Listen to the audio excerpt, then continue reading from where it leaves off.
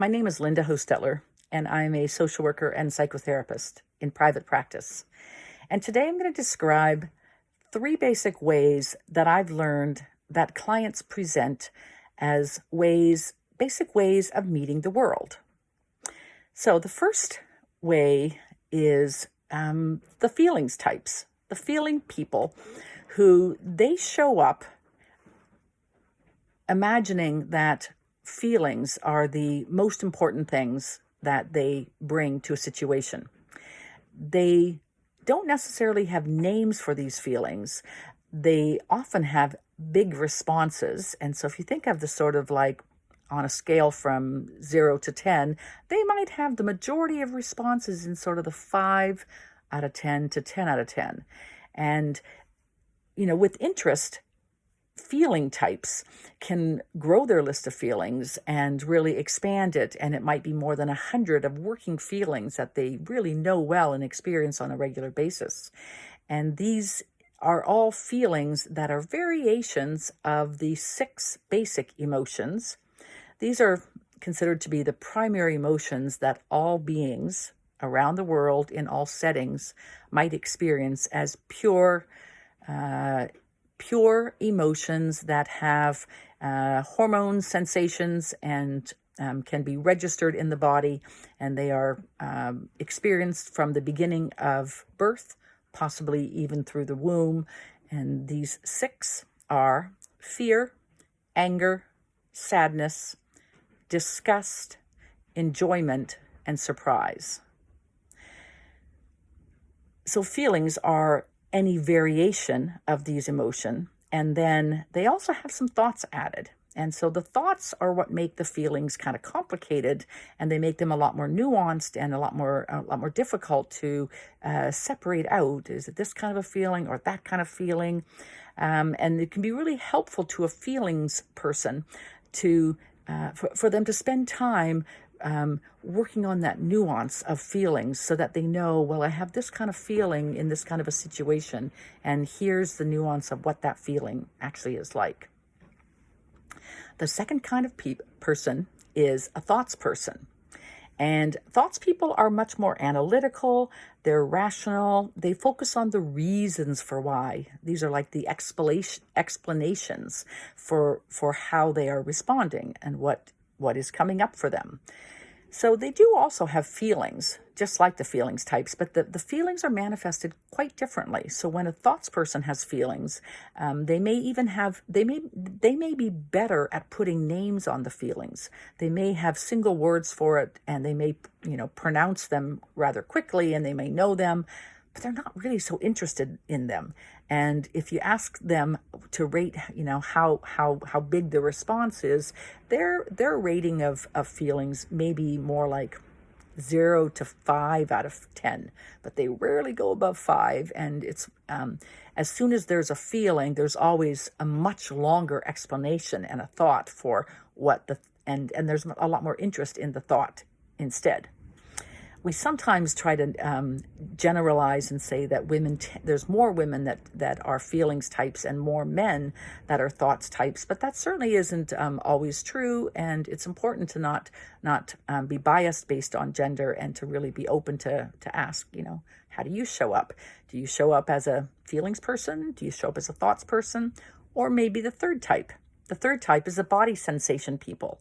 And these are people who describe responses in their body. And they know immediately what's going on, what their reaction is, because there is a surge, there's a body reaction.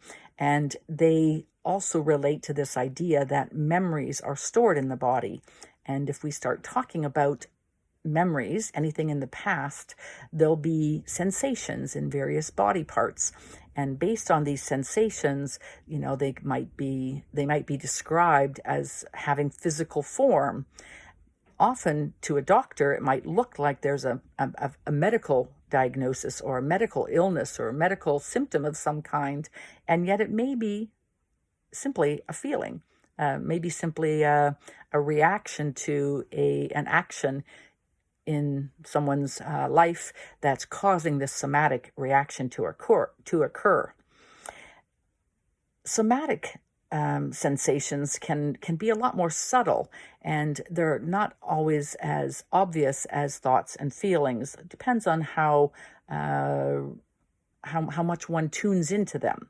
Could be also how intense the body sensations are. They may not be so intense. They may be a little bit more obscure, and only when it gets really bad do you actually notice it.